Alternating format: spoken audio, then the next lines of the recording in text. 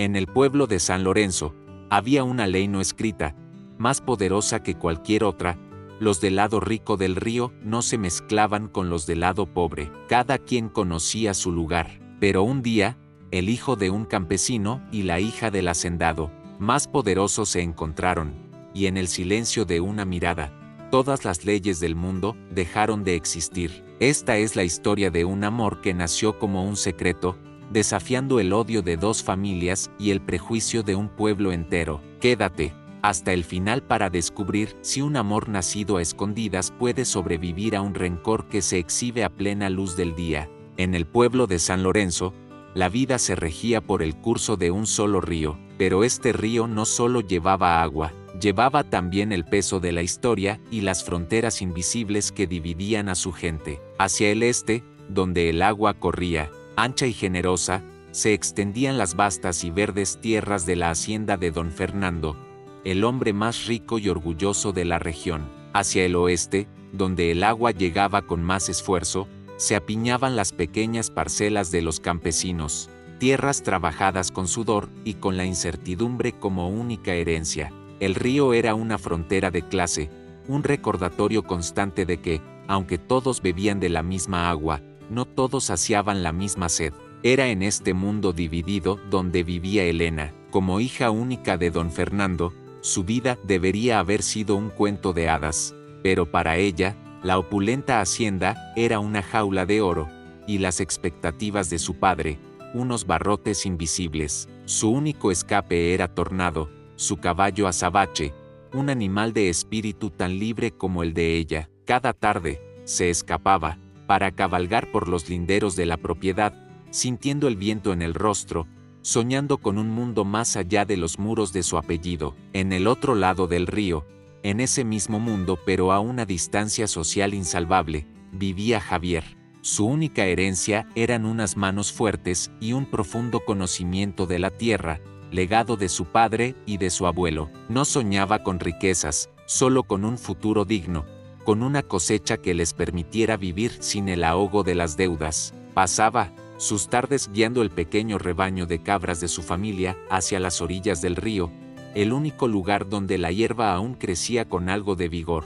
Sus mundos, aunque separados por apenas unos metros de agua corriente, nunca debieron haberse tocado, pero el destino, a veces, tiene sus propios planes. Una tarde, mientras Elena galopaba cerca de la ribera, una serpiente de cascabel, asustada por el trote del caballo, se deslizó rápidamente entre la maleza. Tornado, con el instinto del peligro, se encabritó violentamente, relinchando de pánico. Elena, a pesar de ser una jinete experta, perdió el control por un instante. Las riendas se le escaparon de las manos y luchó por no caer.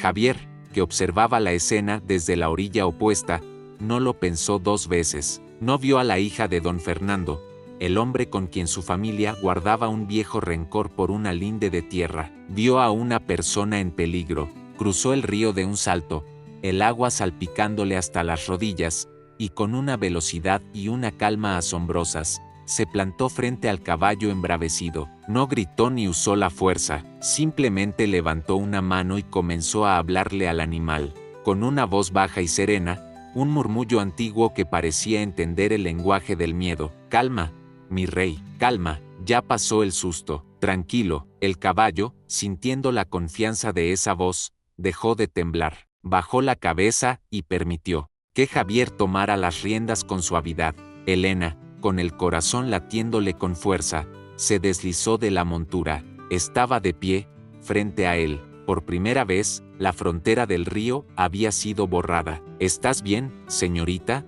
preguntó Javier, su voz respetuosa pero sin una gota de servilismo. Sí, respondió ella, todavía un poco sin aliento, su mirada fija en él. Gracias, tienes una mano increíble con los animales. Me salvaste de una buena caída. No fue nada, dijo él, entregándole las riendas. Los animales solo entienden de calma, no de apellidos. La frase se quedó flotando entre ellos, cargada de un significado que ambos entendieron, y entonces, se miraron. De verdad, Elena no vio al campesino pobre del que su padre hablaba con desdén. Vio a un hombre joven, de mirada directa y honesta, con una dignidad que no dependía de la tierra que poseía.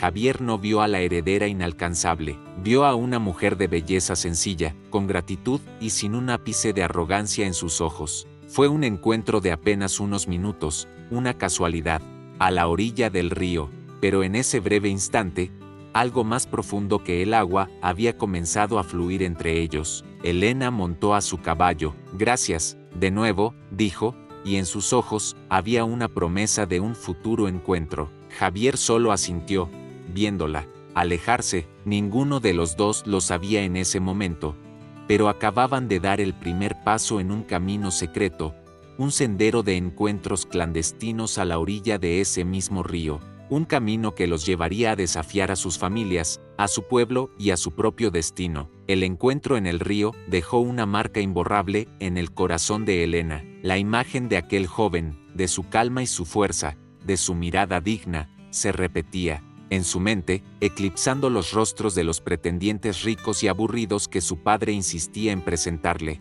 No podía dejarlo así. Unos días después, desobedeciendo las reglas no escritas de su mundo, volvió a la misma orilla, con la excusa de dejar que su caballo bebiera agua, pero con el corazón latiendo con la esperanza de un nuevo encuentro. Y allí estaba él. Javier, al verla llegar, detuvo su trabajo. Una sonrisa tímida pero genuina se dibujó en su rostro. El primer encuentro había sido una casualidad. Este segundo era una decisión, y con esa decisión, comenzaron a tejer el tapiz de su amor clandestino. La orilla del río se convirtió en su santuario, en su catedral. Cada tarde, cuando el sol comenzaba a suavizar su rigor, se encontraban bajo la sombra protectora de un viejo sauce llorón. Al principio, sus conversaciones eran tímidas, exploratorias. Ella, sentada sobre una manta.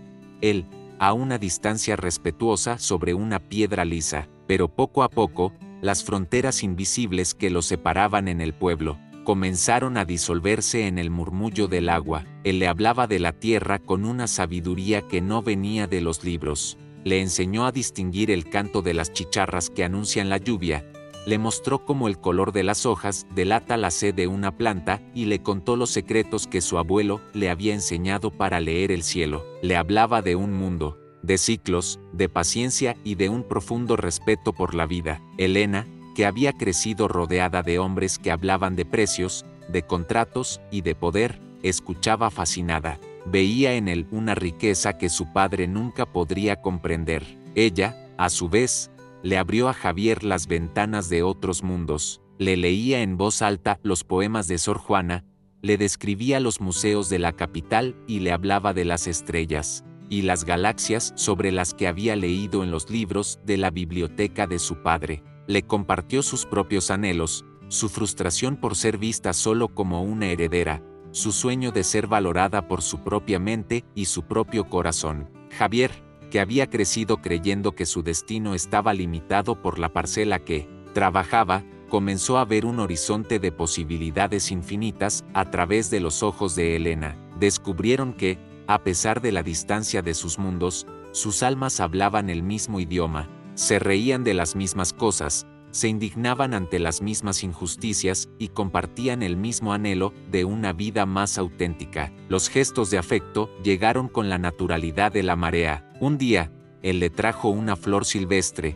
una pequeña y humilde margarita, que para ella fue más valiosa que todos los ramos de rosas que le habían enviado. Otro día, sus manos se rozaron al señalar un pájaro en el cielo, y una corriente eléctrica los recorrió a ambos, haciéndolos apartar la mirada, sonrojados. Y una tarde, mientras el sol se ponía y teñía el río de colores dorados, él se atrevió a acercarse, le apartó un mechón de cabello del rostro y, con una ternura infinita, la besó. Fue un beso suave, tímido, que sabía a río, a tierra, y a un amor tan puro como prohibido, pero su paraíso no estaba aislado del mundo. Ambos eran dolorosamente conscientes de la fragilidad de su secreto. Mi padre nunca lo aceptaría, le confesó Elena una tarde, su cabeza apoyada en el hombro de él. Él cree que el honor de la familia depende de un buen matrimonio, de una unión de apellidos y de tierras.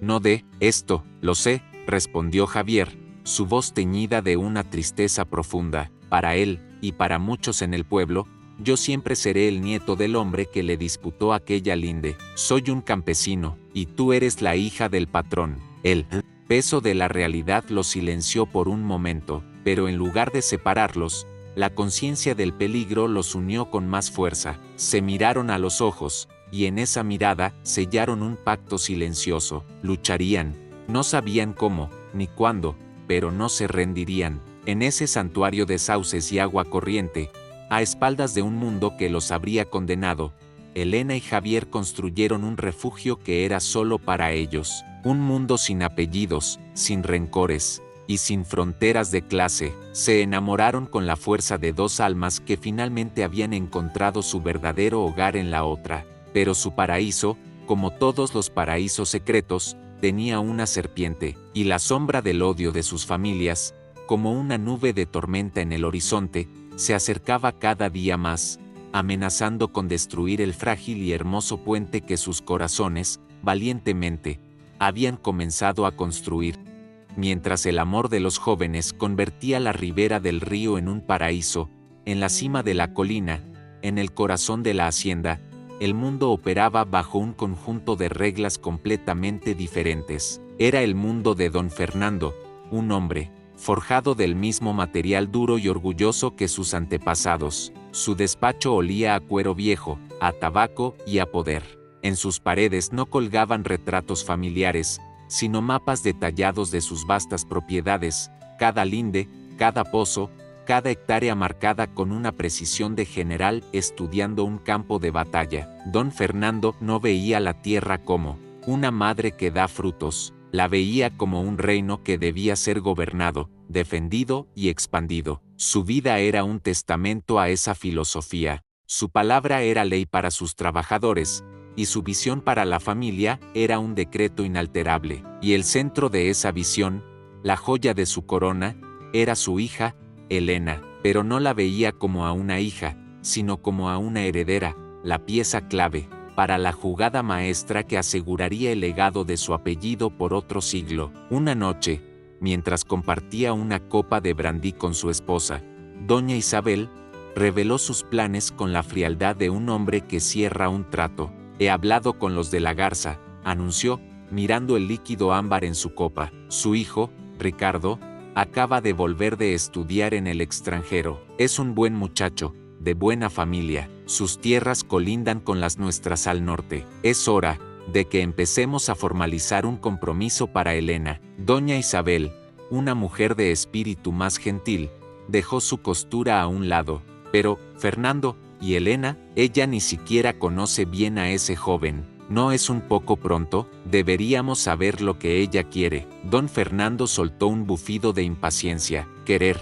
dijo, como si la palabra le supiera a veneno. Querer es un lujo que nosotros no nos podemos dar, Isabel. El querer es para la gente como los que trabajan para nosotros, gente sin responsabilidades. Nuestro deber es con nuestro nombre, con nuestra herencia. Un buen matrimonio se construye sobre cimientos sólidos, respeto, patrimonio, futuro, no sobre los suspiros de una niña enamoradiza. Elena es inteligente, entenderá su deber cuando llegue el momento. Hablando de Elena, dijo doña Isabel, tratando de cambiar de tema hacia uno más amable. Cada día está más radiante, pasa mucho tiempo cabalgando por las tardes. Dice que el aire del río le sienta bien. La mención del río borró la poca calma que había en el rostro de don Fernando. Dejó su copa sobre la mesa con un golpe seco. Sus ojos se oscurecieron. El río, repitió, demasiado cerca de las tierras de esa gente,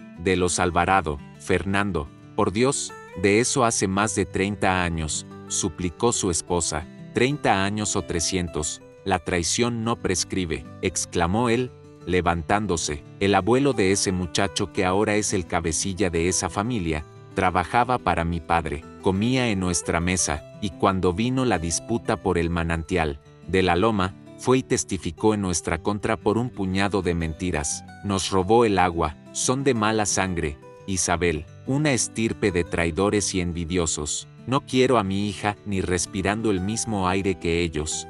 Días después, don Fernando recorría sus dominios a caballo, supervisando el trabajo de sus hombres. Desde lo alto de una colina, su mirada barrió el valle, y entonces, se detuvo, allá abajo, en la orilla lejana del río, en un recodo escondido, y bordeado de sauces, reconoció la silueta de Tornado, el caballo azabache de su hija. Estaba amarrado a un árbol, y a unos metros, bajo la sombra, vio dos figuras sentadas. Por la distancia, no podía distinguirlas bien. Una era Elena, sin duda, la otra era la figura de un hombre joven, vestido con la ropa humilde de un campesino. Un frío glacial le recorrió la espalda. No sabía quién era, no sabía qué estaba pasando, pero una sospecha oscura y venenosa comenzó a crecer en su interior.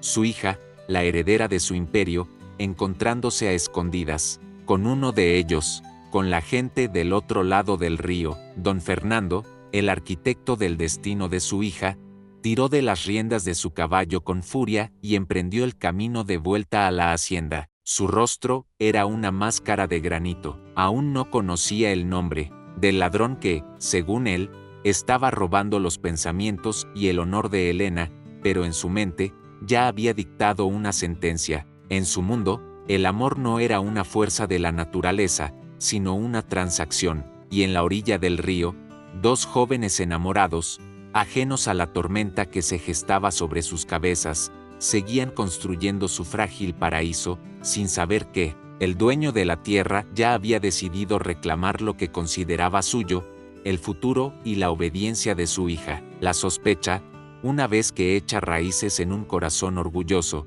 crece con la fuerza de la mala hierba. Don Fernando, consumido por la imagen de su hija a la orilla del río con aquel desconocido, no podía descansar. La duda era una espina clavada en su orgullo. Él no era hombre de quedarse con la incertidumbre. Esa misma noche, mandó llamar a su capataz, Ramiro, su hombre de más confianza, un hombre silencioso, de mirada penetrante y una lealtad forjada a base de años de servicio y favores. Ramiro, le dijo don Fernando en la penumbra de su despacho, su voz un susurro peligroso. A partir de mañana, tu única tarea es mira, hija, quiero que la vigiles, quiero que seas su sombra, quiero saber a dónde va cada tarde, con quién habla, cuánto tiempo se queda, especialmente cerca del río. Sé discreto como una serpiente, pero no quiero que se te escape ni un solo detalle. ¿Entendido? Ramiro, que conocía bien el temperamento de su patrón, simplemente asintió. Entendido, patrón, y así comenzó la cacería silenciosa. Durante los siguientes días, Ramiro se convirtió en un fantasma, mientras Elena salía de la hacienda, feliz y radiante sobre su caballo Tornado. El capataz la seguía a una distancia prudente, usando los árboles y los accidentes del terreno como escondite. Observó la rutina, vio cómo ella siempre se dirigía al mismo recodo escondido entre los sauces, y vio cómo, cada día, un joven campesino la esperaba allí. Desde su escondite, con la paciencia de un cazador, Ramiro observó el idilio prohibido, vio cómo hablaban, cómo reían, vio la forma en que sus miradas se sostenían, cargadas de una ternura que no dejaba lugar a dudas, pero necesitaba una prueba irrefutable, una que encendiera por completo la furia de su patrón, y esperó. Mientras tanto, en su santuario junto al río, Elena y Javier vivían ajenos a los ojos que los espiaban. Su amor se había vuelto más profundo y valiente. Ya no solo compartían poemas y sueños, ahora compartían planes. Podríamos irnos de aquí, Elena, le dijo Javier una tarde,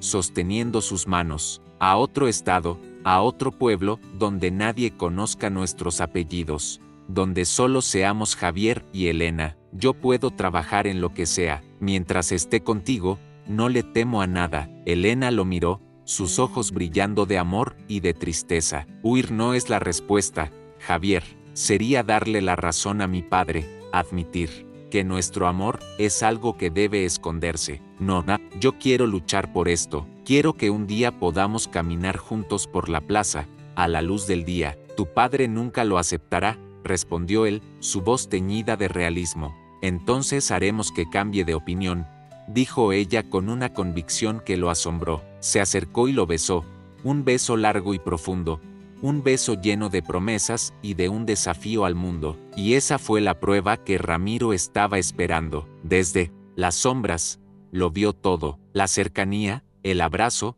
el beso inconfundible. Tenía lo que necesitaba. Con el sigilo de un depredador, se retiró y volvió a la hacienda. Esa noche, encontró a don Fernando en su despacho, impaciente. El capataz no se anduvo con rodeos. Tenía razón, patrón, dijo, su voz plana y sin emociones. La señorita Elena no va al río a ver el agua, se ve con un hombre. Don Fernando apretó los puños, la vena de su sien comenzando a latir. ¿Quién es?, preguntó, su voz un gruñido contenido. Ramiro soltó la información como quien deja caer una piedra en un pozo. Es el muchacho de los Alvarado, Javier, el nieto del que le disputó el manantial. Hizo una pausa, dejando que el veneno hiciera efecto, antes de añadir el golpe final. Y no solo hablan, patrón. Hoy, con estos ojos, los vi, se besaron. Si el despacho hubiera sido de cristal, se habría hecho añicos por la onda de furia que emanó de don Fernando. Se puso de pie de un salto, su rostro pasando del blanco pálido al rojo más oscuro. El viejo rencor, la herida de la traición de hace 30 años, se abrió de nuevo, pero esta vez la herida era más profunda, más personal. Era su propia hija, su propia sangre, la que se había aliado con el enemigo, la que había manchado su honor de la forma más íntima y dolorosa posible. Un Alvarado,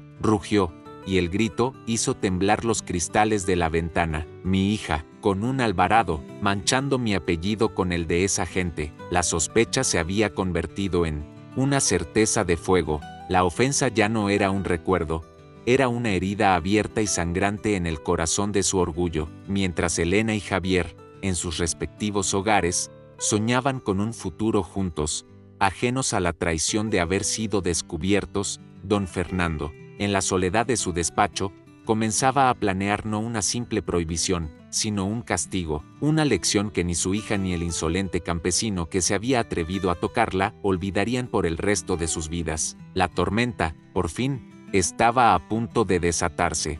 La mañana siguiente, la hacienda amaneció con una calma tensa, la quietud que precede a los terremotos. Elena bajó a desayunar, sintiendo todavía en sus labios el sabor del beso de Javier, con el corazón lleno de una felicidad secreta y valiente. Entró en el gran comedor y se detuvo en seco. La escena que la recibió le heló la sangre. Su padre, don Fernando, estaba sentado a la cabecera de la larga mesa, inmóvil como una estatua de granito. No leía el periódico ni tomaba su café, simplemente la esperaba. A su lado, su madre, doña Isabel, tenía el rostro pálido y la mirada fija en su plato, sin atreverse a levantarla. Siéntate, Elena, dijo don Fernando. Su voz no era un grito, y eso fue lo que más la asustó. Era una voz plana, fría, desprovista de toda emoción. Elena se sentó, su felicidad evaporándose y siendo reemplazada por un nudo de pálpito en el estómago. Sabía que algo terrible estaba por suceder.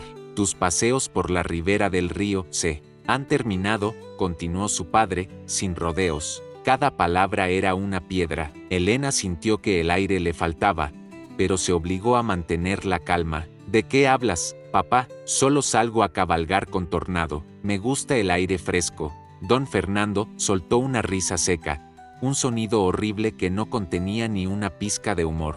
No me tomes por un idiota, Elena, y no me mientas en mi propia casa. Sé perfectamente que no vas a ver el agua. Sé que te encuentras con un hombre. El corazón de Elena dio un vuelco. La habían descubierto. Su primer instinto fue el miedo, pero entonces, la imagen del rostro noble de Javier apareció en su mente, y el miedo fue reemplazado por una oleada de coraje desafiante. Levantó la barbilla. ¿Y si así fuera? ¿Qué? Replicó, su voz más firme de lo que esperaba. ¿Desde cuándo tengo que darte explicaciones de con quién hablo? Me darás explicaciones mientras vivas bajo mi techo y lleves mi apellido.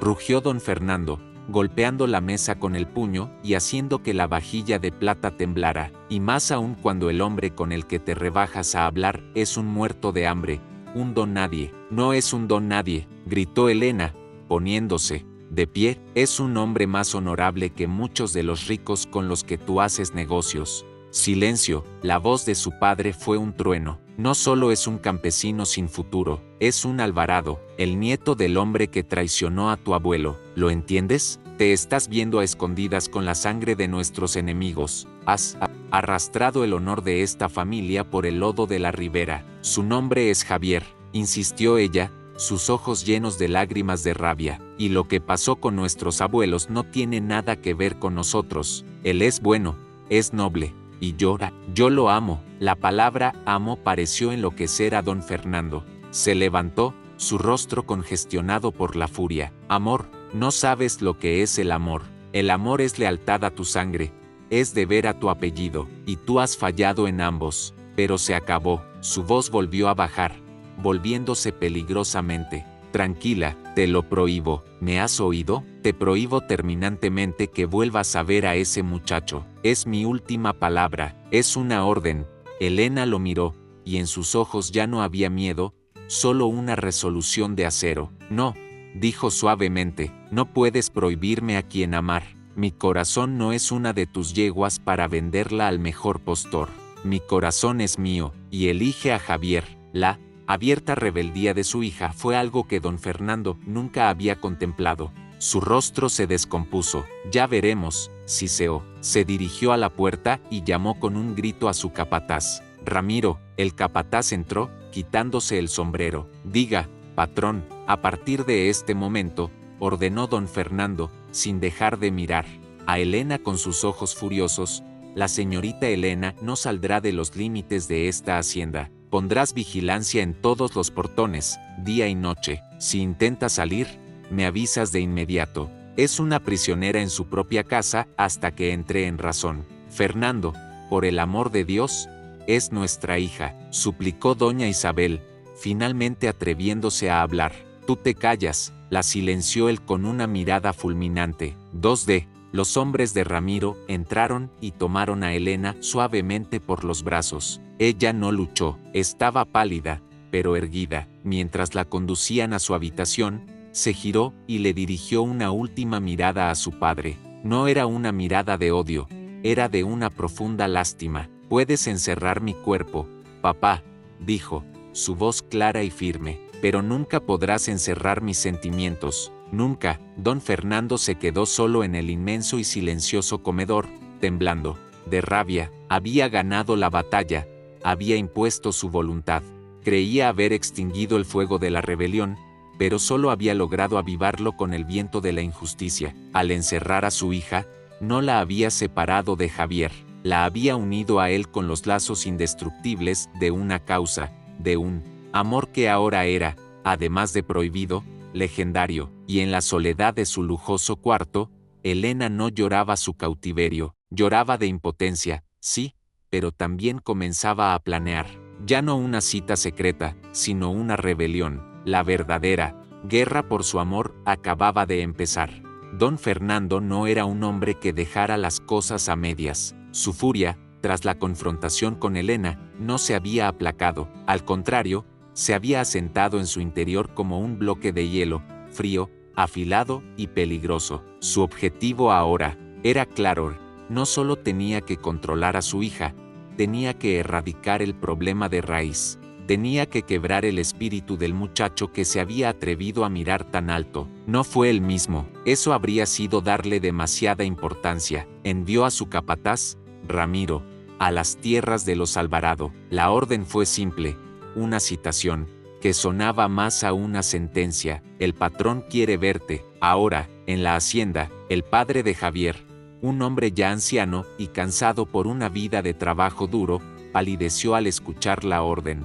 No vayas, hijo, le suplicó, ese hombre es malo, solo quiere humillarte. Pero Javier, con el corazón apretado pero la frente en alto, negó con la cabeza. Tengo que ir, padre, no puedo vivir escondiéndome, no le he hecho ningún mal. El camino hacia la hacienda fue el más largo que Javier había recorrido. Cada paso lo alejaba de la seguridad de su mundo humilde y lo adentraba en las fauces del león. Cuando llegó, Ramiro no lo condujo al despacho, sino al patio principal. Allí, a la vista de todos los vaqueros y trabajadores de la hacienda, quienes detuvieron sus labores para observar el espectáculo, lo esperaba don Fernando. Estaba sentado cómodamente en un sillón de mimbre, en el gran porche de la casa principal, mirándolo desde arriba, como un rey a punto de juzgar a un ladrón. Javier se detuvo en medio del patio, solo, sintiendo el peso de docenas de miradas sobre él. Se quitó el sombrero,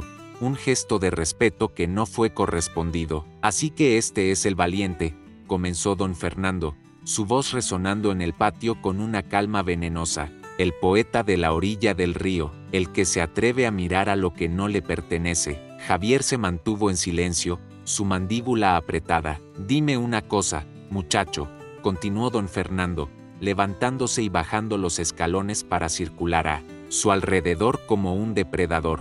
¿Con qué piensas tú que puedes aspirar a una mujer como mi hija? Con el polvo que llevas en los bolsillos, con el sudor de tu espalda. Mi hija está acostumbrada a las sedas, a los viajes, a un futuro de grandeza. Tú solo puedes ofrecerle una vida de miseria, una casa de adobe y un plato de frijoles. ¿Crees que su amor se alimenta del aire? Javier finalmente levantó la vista, y sus ojos se encontraron con los del hacendado sin miedo. Señor, con todo el respeto que usted no me tiene, dijo, su voz firme y clara, lo que yo le ofrezco a su hija no se mide en pesos ni en hectáreas. Le ofrezco mi respeto, que es algo que al parecer el dinero no puede comprar. Le ofrezco mi lealtad y mi trabajo. Le ofrezco un corazón limpio. La respuesta digna pareció enfurecer aún más a don Fernando. Tu corazón, se burló, tu corazón no paga la renta, muchacho. Y hablando de renta, no olvides que la tierra que pisan tus padres, el techo que los cubre y el agua que beben, son míos. Son un favor que yo les hago. Se acercó hasta que casi pudo susurrarle al oído, y con la misma facilidad con que te doy la mano, te la puedo quitar. Un solo mal paso, una sola mirada más hacia mi hija, un solo encuentro más en ese río, y tu familia entera, tu padre enfermo y tu madre, dormirán en el camino real, te lo juro por la memoria de mis ancestros. La amenaza, directa y cruel, golpeó a Javier con la fuerza de un puño. El miedo por su familia lo invadió, pero luchó por no demostrarlo. Para rematar la humillación, don Fernando sacó unas monedas de su bolsillo y las arrojó al suelo polvoriento, a los pies de Javier. Toma, dijo con desprecio, para que te compres un trago en la cantina y ahogues tus delirios de grandeza. Ahora, lárgate de mi propiedad. Javier miró las monedas brillando en el polvo. Luego levantó la vista y sostuvo la mirada de don Fernando. Por un largo instante, en sus ojos no había derrota, sino una determinación fría como el acero. Sin agacharse, sin decir una palabra más, se dio la vuelta y comenzó a caminar, con la cabeza en alto, atravesando el patio bajo las miradas silenciosas y compasivas de los otros trabajadores. Lo que don Fernando no sabía es que la escena no solo tenía al pueblo como testigo. Desde la ventana enrejada de su habitación, en el segundo piso de la casona, Elena lo había visto todo. Vio la llegada de Javier, vio la arrogancia de su padre, vio la amenaza y la humillación final de las monedas en el polvo. Vio cómo Javier, en lugar de doblegarse, se marchaba con una dignidad que a ella le llenó el corazón de un orgullo y un amor aún más feroces. Las lágrimas que corrían por sus mejillas no eran de tristeza, eran de rabia. Don Fernando creía haber aplastado al insecto que amenazaba su jardín. Creía haberle demostrado al campesino cuál era su lugar en el mundo, pero se equivocó. Con su crueldad, no había roto el espíritu de Javier, lo había templado, y con sus amenazas, no había asustado a su hija, le había dado la razón más poderosa para luchar. Esa tarde, el hacendado no extinguió un amor. Sin saberlo, lo había convertido en una causa, y acababa de crear no a un enemigo, sino a dos rebeldes dispuestos a todo. Pasaron las semanas. Elena seguía prisionera en su propia casa. Su único contacto con el mundo exterior era la vista desde su ventana enrejada. Javier, con el corazón dividido entre el amor y la amenaza que pesaba sobre su familia, trabajaba sus tierras con una furia silenciosa, evitando la plaza y cualquier posible encuentro con don Fernando. El pueblo de San Lorenzo vivía en una calma tensa, una paz frágil que todos sabían que podía romperse en cualquier momento, y entonces, se rompió, no por la mano de un hombre, sino por la furia de los cielos. Llegó al final de la temporada de sequía, la época que los viejos llamaban la canícula, cuando el sol convierte la tierra en un polvorín.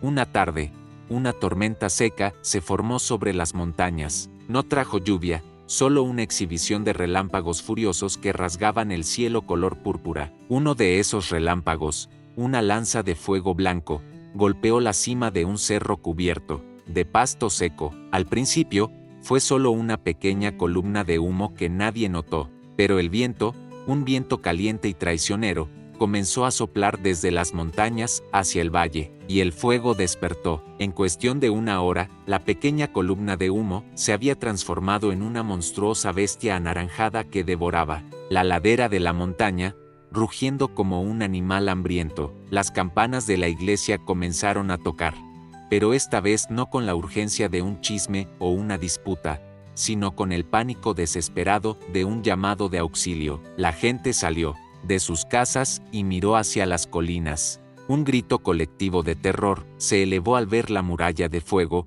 coronada por una nube de humo negro, avanzando directamente hacia ellos. En la hacienda, la reacción de don Fernando fue inmediata y predecible. Su primer y único pensamiento fue para sus posesiones. Los caballos, gritó a sus vaqueros, saquen el ganado de los corrales del norte y llévenlo al río. Ramiro, que un grupo de hombres haga una zanja alrededor de la casa principal y de los graneros. No voy a permitir que el trabajo de 3 generaciones se convierta en cenizas. Su mundo se reducía a sus activos, a sus edificios, a lo que podía contar y valorar en pesos. Mientras tanto, Elena, desde su ventana, observaba la escena con el corazón en la garganta. Veía el humo, sentía el calor en el aire, y un terror helado la invadió. No temía por la casa, temía por la gente del pueblo, por las humildes casas de adobe que no tendrían ninguna oportunidad contra ese monstruo,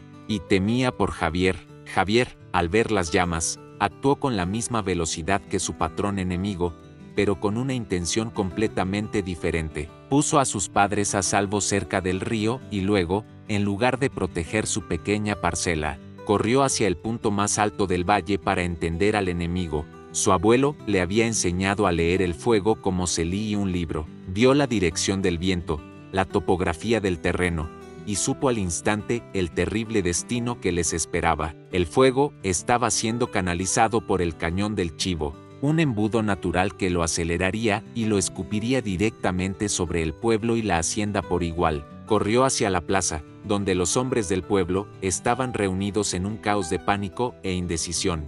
Algunos corrían con cubetas de agua, un esfuerzo inútil. Otros simplemente miraban, paralizados por el miedo. Javier se subió a la fuente del kiosco, y su voz, la voz de un campesino, sonó con la autoridad de un general. «Escuchen», gritó, y su voz cortó el pánico. «Correr con cubetas no sirve de nada, y rezar ahora no apagará las llamas. Hay una sola oportunidad, una sola. Tenemos que ir al cañón del Chivo, a la boca del cañón, y cavar una guardarraya ahora mismo. Tenemos que quitarle su comida al fuego antes de que llegue». «Estás loco», gritó uno de los hombres. «Eso es en las tierras de don Fernando. Sus hombres nos echarán a tiros». Javier lo miró, y en sus ojos había una urgencia que trascendía todos los viejos odios. «El fuego no pregunta por dueños ni por apellidos», rugió con toda la fuerza de sus pulmones. «Esta noche, esa lumbre nos quemará a todos por igual, a los Alvarado,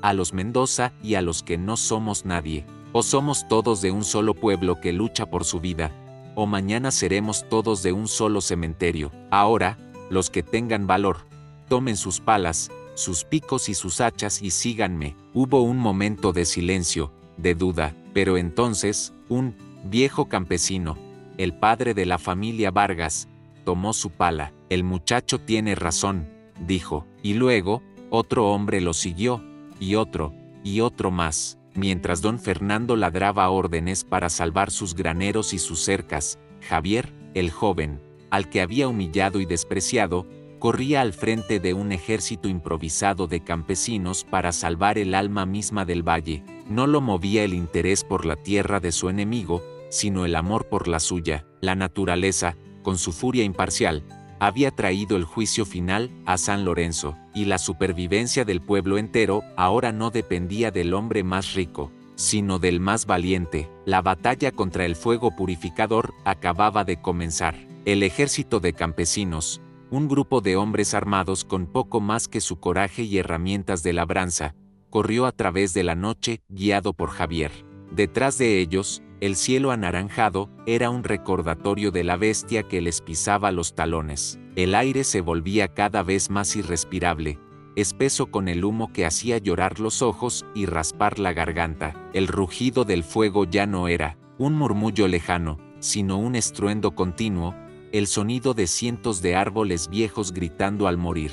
Llegaron a la boca del cañón del Chivo justo a tiempo. El calor ya era intenso. «Aquí», gritó Javier, su voz resonando con una autoridad que nadie se atrevió a cuestionar. «Aquí le cortaremos el paso. Hagan una línea, desde esa peña hasta el arroyo. No dejen ni un palmo de hierba seca. Todo tiene que ser tierra negra». Y la batalla comenzó. Fue una escena sacada de una epopeya antigua. Hombres que durante el día cuidaban sus pequeñas parcelas, ahora se enfrentaban a un infierno. El sonido metálico de las palas y los picos, golpeando la tierra dura y reseca, se mezclaba con el crujido de las llamas. El sudor corría por sus rostros, mezclándose con el hollín hasta formar máscaras de esfuerzo y determinación. No había Mendozas ni Alvarados, no había ricos ni pobres, solo había hombres de San Lorenzo, luchando por su hogar. Javier estaba en todas partes. Trabajaba hombro a hombro con los más fuertes, cavando la zanja principal con una energía que parecía sobrehumana. Luego corría a animar a los más viejos, que arrancaban la maleza con sus manos. Su conocimiento del terreno era su mejor arma. «Más ancho aquí», gritaba. «El viento cambiará cuando el fuego entre al cañón. Necesitamos al menos 10 metros de tierra limpia». Estaban a mitad de su labor cuando un nuevo frente se abrió. Un grupo de vaqueros de la hacienda, liderados por el capataz Ramiro, llegó a caballo. Venían a cumplir las órdenes de su patrón, proteger los límites de la propiedad. Al ver a los campesinos cavando en las tierras de don Fernando, su primera reacción fue de furia. «Largo de aquí ahora mismo», gritó Ramiro, su voz apenas audible sobre el rugido del fuego. «Están en propiedad privada». Javier, sin dejar de cavar, levantó su rostro ennegrecido. «No hay tiempo para tus cercas, Ramiro», le respondió a gritos. «Mira detrás de ti, ese fuego no va a respetar los papeles de tu patrón. O toman una pala y nos ayudan a cerrar este paso, o mañana la hacienda que tanto protege será un montón de cenizas». Ramiro y sus hombres dudaron. La lógica en las palabras de Javier era tan innegable como la pared de llamas que se acercaba. Vieron la desesperación y la disciplina con la que trabajaban los campesinos, y en un acto que rompía años de jerarquía, uno de los vaqueros más jóvenes se bajó de su caballo, tomó una pala de un campesino cansado y comenzó a cavar a su lado. Pronto, los demás lo siguieron. El pequeño ejército de Javier había duplicado su tamaño. Justo a tiempo, el fuego llegó al otro lado del cañón, una ola de destrucción de 50 metros de altura. El calor era como el de un horno. Chispas y brasas del tamaño de un puño comenzaron a llover sobre ellos, prendiendo pequeños fuegos que tenían que apagar a pisotones y con paletadas de tierra. Por una hora que pareció una eternidad, lucharon, cavaron, sudaron, tosieron y se mantuvieron firmes, una delgada línea de humanidad conteniendo al apocalipsis. En el momento más crítico, un viejo roble en llamas colapsó, cayendo sobre la línea y creando un puente de fuego. El pánico cundió, pero Javier, con un grito que pareció sacar fuerzas de la misma tierra, reunió a 10 hombres. «Ahora, conmigo», y corrieron hacia las llamas, arrojando tierra con una furia desesperada hasta que el puente de fuego se extinguió. Fue en ese preciso instante que don Fernando llegó a la cima de la colina opuesta, montado en su caballo. Había venido a ver por qué sus hombres desobedecían sus órdenes, pero la escena que contempló lo dejó sin palabras. Abajo, en la boca del cañón, A la luz danzante de un infierno de fuego, vio a su capataz, a sus vaqueros, trabajando junto a los campesinos que despreciaba, y al frente de todos ellos, dirigiendo la batalla, cubierto de hollín, con los ojos rojos por el humo pero brillando con una luz de coraje indomable, estaba él, Javier Alvarado. Don Fernando, desde la seguridad de su montura, observó en un silencio atónito cómo su más grande enemigo salvaba su patrimonio, su hacienda, su hogar, su vida, y en el rostro de aquel muchacho, ennegrecido por la ceniza pero iluminado por las llamas, no vio al insolente campesino que había humillado. En su patio, vio a un líder, vio a un hombre, vio al héroe que él, con toda su riqueza y todo su poder, nunca había sido. El sol de la mañana se levantó sobre un paisaje de contrastes. De un lado de la ancha guardarraya, una tierra negra, humeante y desolada. Del otro, el valle de San Lorenzo, intacto, verde y a salvo. Los hombres, exhaustos y cubiertos de hollín, de pies a cabeza, yacían en el suelo, dormitando, o compartían en silencio una botella de agua, demasiado cansados para hablar. Ya no había bandos, solo había una hermandad forjada en el fuego y en la victoria compartida contra la muerte. Javier estaba sentado sobre una roca, mirando el humo que aún se elevaba de las colinas calcinadas. Sentía un dolor profundo en cada músculo, pero en su corazón, por primera vez en mucho tiempo, había una extraña paz. Había enfrentado la amenaza, no por una mujer, no por un apellido, sino por su gente, por su hogar. Desde la cima de la colina, don Fernando lo había visto todo. Contempló la escena durante un largo rato, su rostro una máscara indescifrable. Luego, lentamente, guió a su caballo por la ladera, descendiendo hacia el grupo de hombres. Al verlo acercarse, un silencio tenso cayó sobre ellos. Se levantaron, alerta, sin saber si el hacendado venía a reclamar el crédito o a castigarlos por haber actuado sin su permiso en sus tierras. Don Fernando desmontó, un gesto de humildad que nadie le había visto hacer nunca frente a sus trabajadores. Le entregó las riendas a Ramiro y caminó a través del grupo de hombres que se apartaban a su paso. Sus ojos no miraban a nadie, buscaban a una sola persona. Se detuvo justo frente a Javier. Javier se puso de pie, lentamente. Estaba cubierto de ceniza, su ropa estaba rota, pero su mirada era firme. Se enfrentó al hombre más poderoso del valle, ya no como un campesino asustado, sino como un igual. Don Fernando miró la tierra quemada más allá de la zanja, y luego miró a Javier. Su voz, cuando habló, era ronca, áspera, la voz de un hombre al que le cuesta una vida entera admitir una verdad. Esta tierra, comenzó, la tierra por la que mi padre y tu abuelo se odiaron hasta la tumba, anoche casi la pierdo para siempre. Vi el fuego llegar a mis linderos, vi cómo mis hombres corrían sin saber qué hacer. Hizo una pausa, y sus ojos se clavaron en los de Javier. Y te vi a ti, te sexta organizar a mi gente y a la tuya. Te vi correr hacia el peligro, no para alejarte de él. Te sexta salvarlo todo. Volvió a hacer una pausa, tragando el orgullo que le había ahogado el alma durante tantos años. Un hombre no se mide por las hectáreas que posee, dijo, repitiendo casi las mismas palabras que Javier le había dicho en su patio. Se mide por su valor. Y anoche, muchacho, anoche tú me demostraste ser el hombre más valioso de este valle. Lentamente, don Fernando extendió su mano derecha, una mano grande, poderosa, la mano que había firmado sentencias y cerrado tratos. Javier miró esa mano extendida, la misma que le había arrojado monedas al suelo. Vio en los ojos del viejo hacendado no arrogancia, no poder, sino un cansancio profundo y un respeto recién nacido. Y después de un instante que pareció contener 30 años de rencor, Javier extendió su propia mano, sucia y callosa, y estrechó la de don Fernando. Respeto aceptado, don Fernando, dijo Javier, su voz tranquila. En ese preciso momento, una figura corrió a través del campo. Era Elena. En la confusión del amanecer, había logrado escapar de su encierro. Al ver a su padre y a Javier, juntos, dándose la mano, se detuvo, con lágrimas de incredulidad y alivio corriendo por sus mejillas. Javier se soltó de la mano de don Fernando y corrió hacia ella, y se abrazaron en medio del campo salvado, un abrazo que sellaba el fin de la clandestinidad.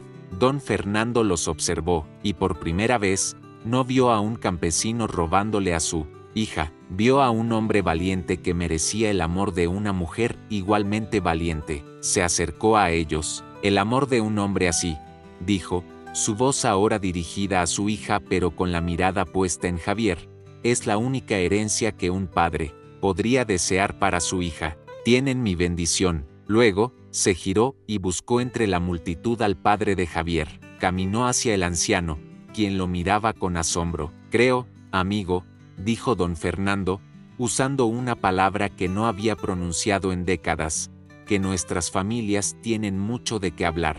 El fuego se había llevado el pasto seco, los matorrales y las viejas rencillas, y de las cenizas de un odio de 100 años, comenzaba a crecer algo nuevo y frágil. No fue la victoria de una familia sobre la otra, sino la victoria de la comunidad sobre la división. Don Fernando, al ofrecer su respeto, no había perdido su poder.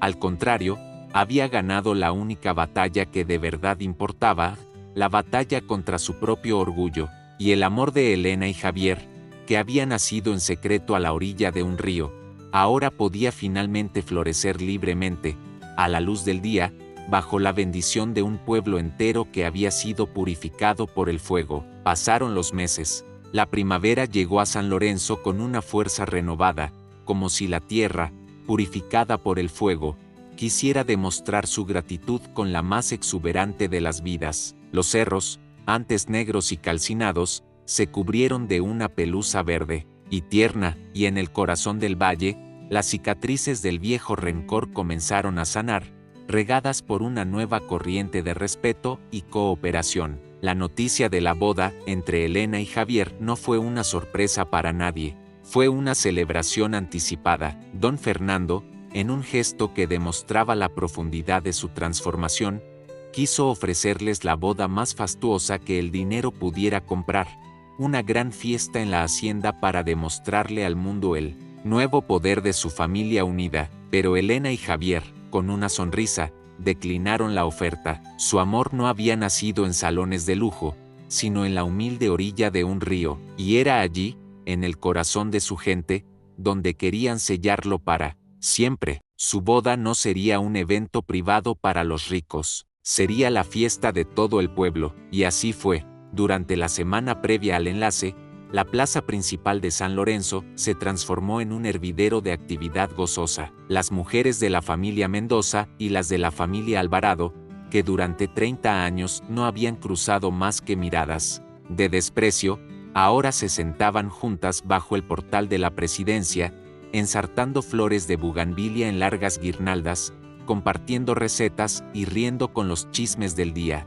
Los hombres, liderados por un sonriente don Rogelio Mendoza, trabajaron codo a codo con los campesinos para levantar un hermoso arco de flores en el kiosco. La pared invisible que había dividido al pueblo durante tanto tiempo se había derrumbado por completo. El día de la boda, la plaza era un mar de color y alegría. El aire olía a copal, a flores y a la deliciosa comida que las familias habían preparado juntas. La música de los mariachis llenaba cada rincón. No había una zona para los ricos y otra para los pobres. Las mesas estaban mezcladas, y el vaquero se sentaba junto al campesino, compartiendo una botella de tequila y celebrando una paz que todos sentían como propia. Javier esperaba en el kiosco, elegantemente vestido con un traje de charro, su rostro iluminado por una felicidad que no podía ocultar. A su lado estaba su padre, un hombre que lloraba en silencio, lágrimas de un orgullo y un alivio que había esperado toda una vida para sentir. Entonces, la música cambió, y Elena apareció, del brazo de su padre, don Fernando. Lucía un vestido, sencillo pero de una belleza radiante. Su sonrisa era el sol que le faltaba a la tarde, pero no venía sola. Al llegar a la mitad del pasillo de flores, se detuvo. Don Fernando, con un gesto de humildad que silenció a toda la plaza, se acercó al padre de Javier y le tendió el otro brazo de su hija. Y así, Elena caminó hacia el altar, sostenida por los dos viejos rivales, los dos patriarcas, en una imagen que se grabaría para siempre en la memoria del pueblo. Era el símbolo de la reconciliación, la prueba viviente de que el amor de sus hijos había sido más fuerte que su odio. Sus votos fueron sencillos, dichos con la voz quebrada por la emoción, frente a toda su gente. Nos encontramos en el río que nos dividía, dijo Javier, mirando a Elena, y hoy nos unimos en esta plaza que nos une a todos. Te elegí a ti, respondió Elena, y al elegirte, elegí la libertad, la bondad y la verdad. Te amo. Cuando el cura los declaró marido y mujer, una ovación estalló en la plaza, y la fiesta comenzó. Fue una celebración legendaria. Don Fernando y el padre de Javier, los dos consuegros, compartieron una mesa, riendo y brindando por el futuro, mientras sus hijos, Elena y Javier, bailaban en el centro del kiosco, perdidos en su propio mundo. Y así, la historia de Elena y Javier se convirtió en la nueva leyenda de San Lorenzo, la leyenda de cómo el fuego, que amenazó con destruirlo todo, en realidad purificó la tierra y los corazones. La leyenda del río, que una vez fue una frontera de clase y de rencor, y que ahora era simplemente el río que le daba de beber a un solo pueblo, a una sola familia. La historia de dos jóvenes les enseñó a todos que el amor, cuando es valiente, honesto y verdadero, no reconoce muros, ni apellidos, ni herencias, y que tiene el poder no solo de unir dos corazones, sino de sanar las heridas más profundas de toda una comunidad, construyendo un puente de esperanza y de futuro donde antes solo había una orilla de orgullo y otra de rencor. La historia de Elena y Javier nos recuerda una verdad tan antigua como los ríos mismos, que a menudo, las barreras que nos separan no están hechas de piedra ni de tierra, sino de orgullo, de miedo y de viejos rencores que hemos heredado sin cuestionar. Vivimos en nuestras propias orillas, mirando al otro con desconfianza, sin darnos cuenta de que compartimos el mismo cielo y bebemos de la misma fuente de esperanza. El amor de estos dos jóvenes fue mucho más que un romance, fue un acto de valentía, fue la decisión de construir un puente donde todos los demás solo veían un abismo. Nos enseñan que para sanar las divisiones, a veces se necesita una nueva generación que se atreva a mirar al otro sin el filtro del pasado, que se atreva a ver a un ser humano en lugar de un apellido. El fuego que casi destruye al pueblo, al final, solo sirvió para purificarlo, para demostrar que en los momentos de verdadera crisis, las etiquetas de rico o pobre se convierten en cenizas, y solo queda lo que realmente importa, la comunidad, la ayuda mutua y el coraje. Si esta historia de amor y reconciliación ha tocado tu corazón, te invitamos a ser parte de la nuestra. Déjanos tu opinión en los comentarios. ¿Crees que el amor verdadero puede superar cualquier barrera, ya sea social, familiar o económica? Nos encantaría leer tu punto de vista. Un me gusta es un brindis por todos los amores valientes que se atreven a construir puentes en un mundo de muros. Comparte esta historia con esa persona que te ha ayudado a cruzar tus propios ríos. Y si aún no lo has hecho, suscríbete a Herencia de Pueblo y activa la campanita. Juntos podemos seguir compartiendo relatos que nos unen.